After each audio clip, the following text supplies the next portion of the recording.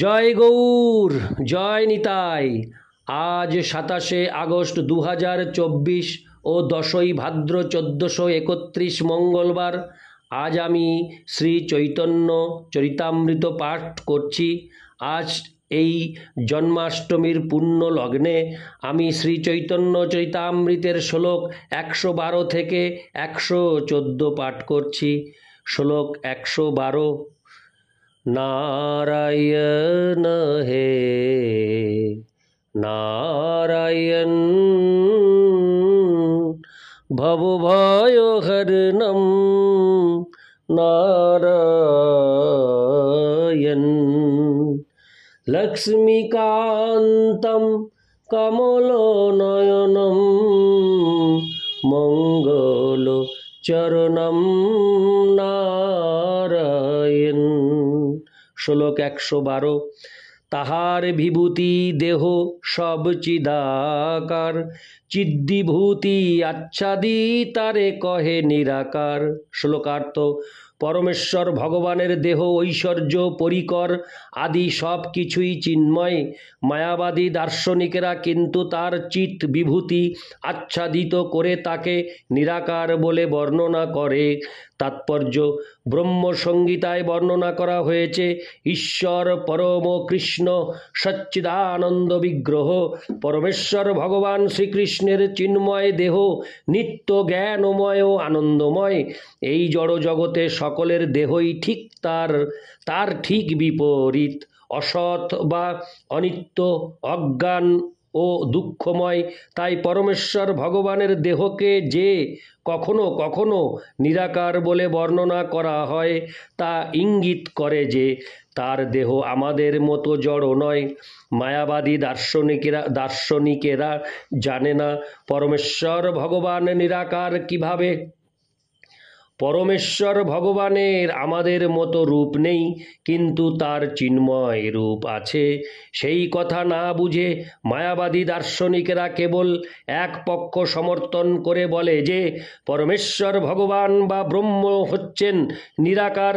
এই সম্পর্কে শ্রীল ভক্তি বিনোদ ঠাকুর বৈদিক শাস্ত্র থেকে বহু উক্তির উল্লেখ করেছেন। কেউ যদি এই সমস্ত বৈদিক উক্তির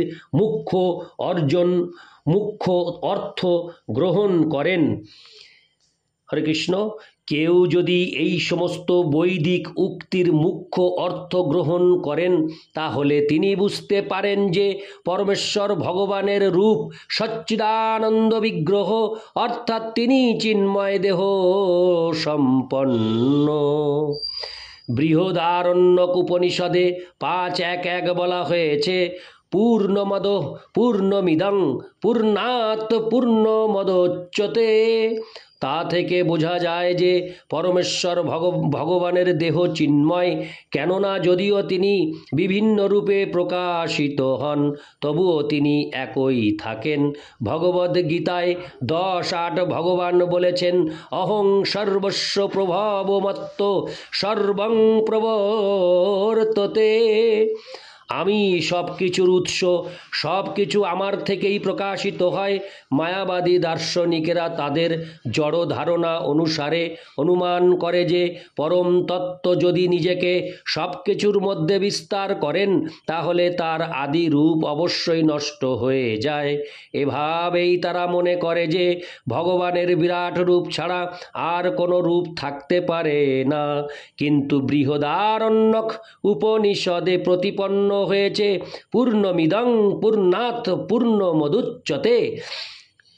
যদিও তিনি নিজেকে বিভিন্ন রূপে বিস্তার করেন তবুও তার স্বরূপের কোনো বিকার হয় না। তার আদি চিন্ময় স্বরূপ যেমন তেমনই থাকে, তেমনই অন্যত্র বলা। হরে কৃষ্ণ, হরে কৃষ্ণ।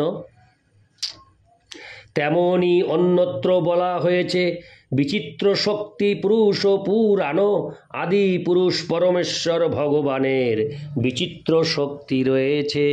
আর শ্বেতা সত্তর উপনিষদে বলা হয়েছে যে সবৃক্ষ কালাকৃতিভি পরোহন্য যস্মাৎ প্রপঞ্চ পরিবর্ততে হং ধর্মাবহং পাপনুদং ভগেশম। তিনি হচ্ছেন জড় সৃষ্টির উৎস এবং তারই প্রভাবে সব কিছুর পরিবর্তন হয়।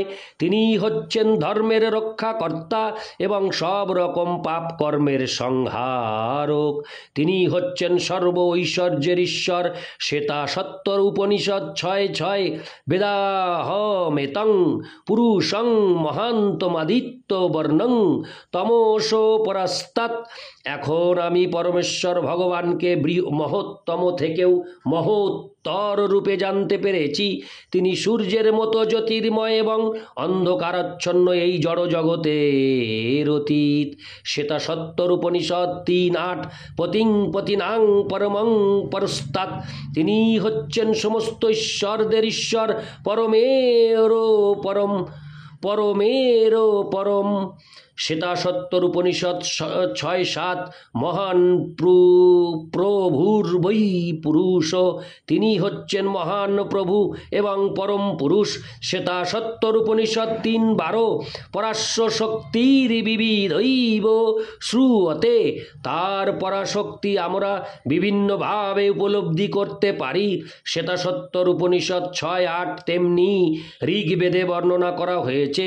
তদ্বিষ্ণু পরমং পদং সদা পশ্যন্তি সূরয়।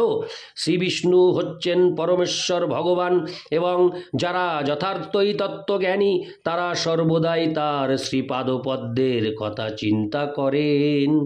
প্রশ্ন উপনিষদে 6:3 বলা হয়েছে স ইক্ষাং চক্রে। তিনি জড়া প্রকৃতির প্রতি দৃষ্টিপাত করেন। ঐতরে ও উপনিষদে 1:1:1-2 বর্ণনা করা হয়েছে স ঐক্ষত। তিনি জড় সৃষ্টির প্রতি দৃষ্টিপাত করেন এবং স ইমাল্লোকান অসৃজত। তিনি এই সমগ্র জড় জগৎ সৃষ্টি করেছেন। এভাবেই ভগবান যে নিরাকার নন তা প্রমাণ করার জন্য বেদ ও উপনিষদ থেকে বহু শ্লোকের উল্লেখ করা যায়। কঠ উপনিষদেও 2:2-13 বলা হয়েছে নিত্য নিত্যানাং চেতনশ্চেতনানামেকো বহুনাং যো বিদধাতি কামান। তিনি হচ্ছেন পরম নিত্য এবং পরম চৈতন্যময় পুরুষ, যিনি অন্য সমস্ত জীবদের পালন করেন। এই সমস্ত বৈদিক প্রমাণ থেকে হৃদয়ঙ্গম করা যায় যে পরম তত্ত্ব হচ্ছেন একজন পুরুষ, যার সমান অথবা যার ঊর্ধ্বে আর কেউ নেই। অথচ মূর্খ মায়াবাদীরা মনে করে যে তারা শ্রীকৃষ্ণের থেকেও বড়। শ্রীকৃষ্ণ হচ্ছেন অসমর্থ, তার সমানও কেউ নেই এবং তার থেকে বড়ও কেউ নেই। শ্বেতা সত্তর উপনিষদে 3:19 বর্ণনা করা হয়েছে অপানিপাদ যবন গ্রহিতা। এই শ্লোকে পরম তত্ত্বকে হস্ত ও পদহীন বলে বর্ণনা করা হয়েছে। যদিও এটি একটি নির্বিশেষ বর্ণনা, কিন্তু তার অর্থ এই নয় যে ভগবানের কোনো রূপ নেই। জড় রূপের অতীত তার এক চিন্ময় রূপ রয়েছে। এই শ্লোকে শ্রী চৈতন্য মহাপ্রভু এই পার্থক্য নিরূপণ করেছেন। ইতি শ্লোক 112। শ্লোক 113 চিদানন্দ তেহ তার স্থান পরিবার, তারে কহে প্রাকৃত সত্যের বিকার। শ্লোকার্থ পরমেশ্বর ভগবান চিন্ময় শক্তিতে পূর্ণ, তাই তার রূপ নাম যশ ও পরিকর সবই চিন্ময়। অজ্ঞতাবশত মায়াবাদী দার্শনিকেরা বলেন যে সেগুলি প্রাকৃত সত্য গুণের বিকার মাত্র। তাৎপর্য ভগবদ্গীতার 7ম অধ্যায়ে পরমেশ্বর ভগবান তার শক্তিসমূহকে 2টি ভাগে বিভক্ত করেছেন, প্রাকৃত ও অপ্রাকৃত, অথবা পরা প্রকৃতি বা অপরা প্রকৃতি। বিষ্ণু পুরাণেও সেই একই পার্থক্য করা হয়েছে। মায়াবাদী দার্শনিকেরা পরা ও অপরা এই 2টি প্রকৃতি সম্বন্ধে সম্পূর্ণ অজ্ঞ, কিন্তু যিনি যথার্থ তত্ত্বজ্ঞানী তিনি সেই প্রকৃতি 2টি হৃদয়ঙ্গম করতে পারেন। এই জড় জগতে কত বৈচিত্র্য এবং কত রকমের কার্যকলাপ রয়েছে। সুতরাং মায়াবাদী দার্শনিকেরা চিৎ জগতের চিৎ বৈচিত্র্য অস্বীকার করে কি করে? ভাগবতে 10:2-32 বলা হয়েছে, জিহন্নে হর বিন্দাক্ষ বিমুক্তমানীনস্তজ্জস্তো ভাবাদবিশুদ্ধ বুদ্ধয়। চিদ জগৎ সম্বন্ধে যাদের কোনো ধারণাই নেই, সেই অবিশুদ্ধ বুদ্ধি সম্পন্ন মানুষেরা নিজেদের মুক্ত বলে অভিমান করে। এই শ্লোকে অবিশুদ্ধ বুদ্ধয় কথাটির দ্বারা অবিশুদ্ধ বুদ্ধিমত্তাকে উল্লেখ করা হয়েছে। তাদের অবিশুদ্ধ বুদ্ধির প্রভাবে অথবা জ্ঞানের অভাবে মায়াবাদী দার্শনিকেরা জড় ও চিদ বৈচিত্র্যের পার্থক্য বুঝতে পারে না। তাই তারা এমনকি চিদ বৈচিত্র্য সম্বন্ধে চিন্তা পর্যন্ত করতে পারে না, কেননা তাদের বদ্ধমূল ধারণা যে সমস্ত বৈচিত্র্যই হচ্ছে জড়। তাই এই শ্লোকে শ্রী চৈতন্য মহাপ্রভু বিশ্লেষণ করেছেন যে পরমেশ্বর ভগবান শ্রীকৃষ্ণ হচ্ছেন পরম তত্ত্ব। তার দেহ চিন্ময় এবং তা জড় দেহ থেকে ভিন্ন, এবং এভাবেই তার নাম ধাম পরিকর ও গুণ সমস্তই চিন্ময়। জড়া প্রকৃতির সত্য গুণের সঙ্গে চিদ বৈচিত্র্যের কোনো সম্পর্ক নেই। মায়াবাদী দার্শনিকেরা যেহেতু স্পষ্টভাবে চিদ বৈচিত্র্য হৃদয়ঙ্গম করতে পারে না, তাই তারা কল্পনা করে যে জড় জগতে যা কিছু রয়েছে সেই সব অস্বীকার করলেই তারা চিদ জগতে প্রতিষ্ঠিত হতে পারবে। জড়া প্রকৃতির সত্য রজ তমগুণ চিদ জগতে সক্রিয় হতে পারে না, তাই চিৎ জগৎকে বলা হয় নির্গুণ। সেই সম্বন্ধে ভগবদ গীতায় স্পষ্টভাবে বলা হয়েছে, ত্রৈগুণ্য বিষয়া বেদানিস্ত্রৈগুণ্য ভবার্জুন।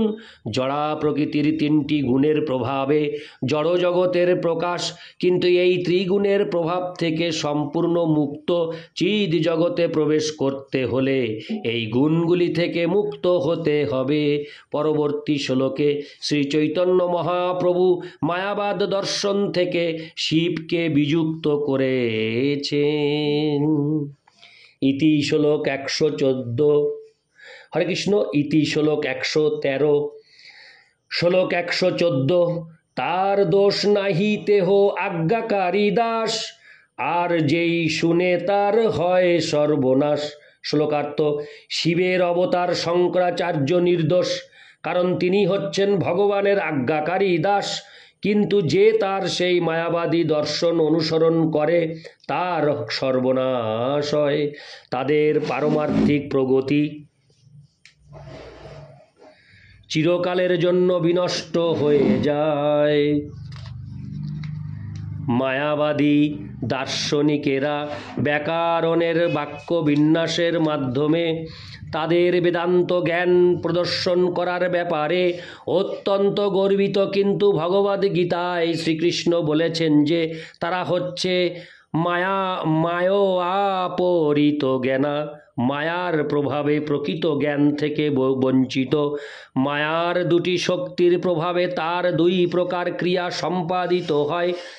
বিক্ষেপাত্মিকা শক্তি অর্থাৎ জীবকে ভব সমুদ্রে প্রক্ষিপ্ত করার শক্তি, এবং আবরণাত্মিকা শক্তি অর্থাৎ জীবের জ্ঞানকে আচ্ছাদিত করার শক্তি। ভগবদ্গীতায় আবরণাত্মিকা শক্তির ক্রিয়া মায়ো আপরিত জ্ঞান শব্দটিতে বিশ্লেষণ করা হয়েছে।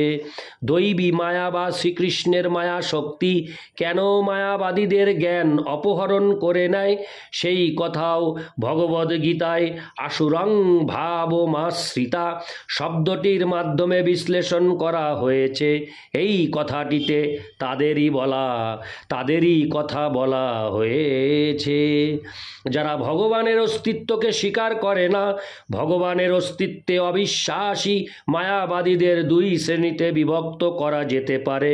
শঙ্করাচার্যের অনুগামী কাশীর নির্বিশেষবাদী এবং সারনাথের বৌদ্ধগণ, এরা উভয়ই মায়াবাদী এবং নাস্তিক দর্শনের জন্য শ্রীকৃষ্ণ তাদের জ্ঞান অপহরণ করে নেন।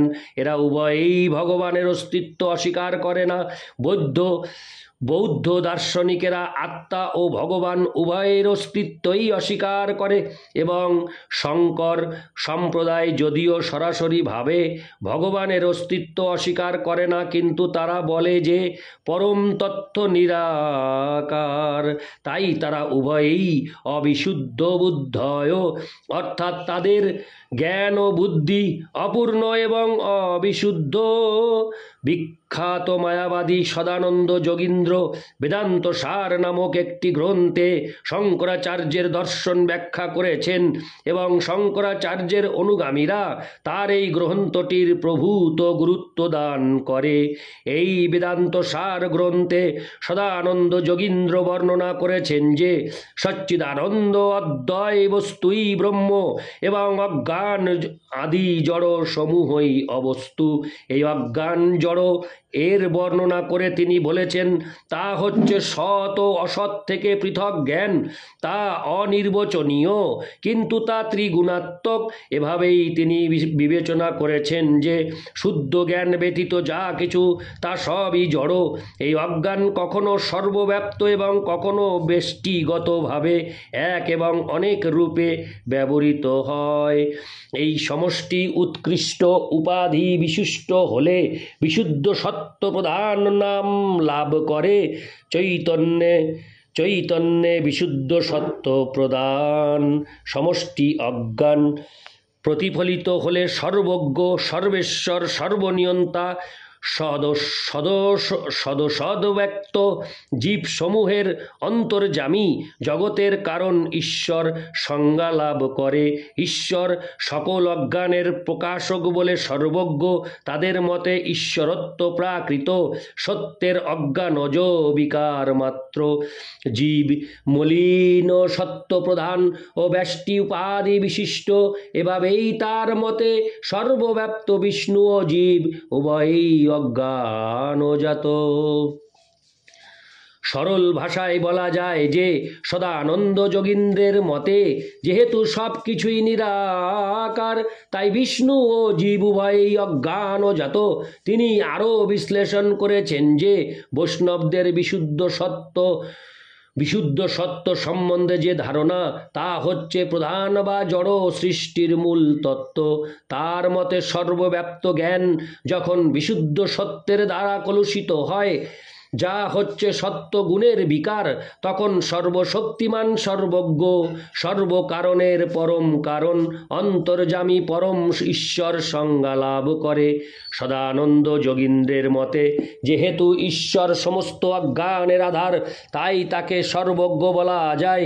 কিন্তু যিনি সর্বশক্তিমান পরমেশ্বরের অস্তিত্ব অস্বীকার করেন, তিনি ঈশ্বরের থেকেও অধিক বা প্রভু। তাই তার সিদ্ধান্ত হচ্ছে যে ঈশ্বর হচ্ছেন অজ্ঞানের বিকার এবং জীব অজ্ঞানের আবরণে আচ্ছাদিত। এভাবেই তিনি ব্যষ্টি ও সমষ্টির অস্তিত্ব অজ্ঞানে আচ্ছন্ন বলে বর্ণনা করেছেন। মায়াবাদীদের মতে পরমেশ্বর ভগবান এবং তার নিত্য সেবক রূপে জীব সম্বন্ধে বৈষ্ণবদের যে ধারণা তা অজ্ঞান ও প্রসূত। কিন্তু আমরা যদি ভগবদ্গীতায় বর্ণিত শ্রীকৃষ্ণের সিদ্ধান্ত গ্রহণ করি, তাহলে আমরা দেখতে পাই যে মায়াবাদীরা হচ্ছে মায়োপরিত জ্ঞান। কেননা তারা পরমেশ্বর ভগবানের অস্তিত্বে বিশ্বাস করে না, অথবা তারা মনে করে যে ভগবান হচ্ছেন মায়ার বিকার। এগুলি আসরিক ভাবের বৈশিষ্ট্য। সার্বভৌম ভট্টাচার্যের সঙ্গে তার আলোচনায় শ্রী চৈতন্য মহাপ্রভু বলেছেন, জীবের নিস্তার লাগি সূত্র কইল ব্যাস, মায়াবাদী ভাষ্য শুনিলে হয় সর্বনাশ। দাস, চৈতন্য চরিতামৃত মধ্য 6:169। এই জড়জগতের বন্ধন থেকে বদ্ধ জীবদের মুক্ত করার জন্য ব্যাসদেব বেদান্ত সূত্র প্রণয়ন করেছিলেন, কিন্তু শঙ্করাচার্য সেই বেদান্ত সূত্রের মন গড়া ভাষ্য রচনা করে মানব সমাজে প্রভূত ক্ষতি সাধন করেছেন। কেননা তার মায়াবাদ ভাষ্য শুনলে সর্বনাশ হয়। বেদান্ত সূত্রে স্পষ্টভাবে ভগবত ভক্তির পন্থা অবলম্বন করার নির্দেশ দেওয়া হয়েছে, কিন্তু মায়াবাদীরা পরমেশ্বর ভগবানের চিন্ময় রূপকে গ্রহণ করতে অস্বীকার করে এবং তারা স্বীকার করতে চায় না যে পরমেশ্বর ভগবান থেকে জীবের স্বতন্ত্র অস্তিত্ব রয়েছে। এভাবেই তারা নাস্তিক্যবাদ সৃষ্টি করে সমস্ত জগতের সর্বনাশ করছে, কেননা এই সিদ্ধান্ত শুদ্ধ ভগবত ভক্তির সম্পূর্ণ বিপরীত। পরমেশ্বর ভগবানের অস্তিত্ব অস্বীকার করে মায়াবাদীরা যে পরমপদ প্রাপ্ত হওয়ার দুর্বাসনা করে, তার ফলে পারমার্থিক তত্ত্বজ্ঞান বিভৎসভাবে বিকৃত হয় এবং যে সেই দর্শন অনুসরণ করে সে চিরতরে এই জড়জগতের বন্ধনে আবদ্ধ হয়ে থাকে। তাই মায়াবাদীদের বলা হয় অবিশুদ্ধ বুদ্ধয়। যেহেতু তাদের বুদ্ধি কলুষিত, তাই তাদের তপশ্চর্যা ও কৃচ্ছ সাধনা নৈরাশ্যে পর্যবসিত হয়। তাই যদিও প্রথমে তারা বড় পণ্ডিত বলে সম্মানিত হতে পারে, কিন্তু চরমে তারা রাজনীতি, সমাজ সেবা আদি জাগতিক কার্যকলাপের স্তরে নেমে আসতে বাধ্য হয়। পরমেশ্বরের সঙ্গে এক হওয়ার পরিবর্তে তারা আবার এই সমস্ত জাগতিক কার্যকলাপের সঙ্গে এক হয়ে যায়। তার বিশ্লেষণ করে শ্রীমদ্ ভাগবতে 10:2-32 বলা হয়েছে, আরূহ কৃচ্ছেন পরং পদং তত পতন্ত ধনাদৃত যুষ্মদংঘ্রয়। আমি শ্লোকটি আরেকবার পাঠ করছি।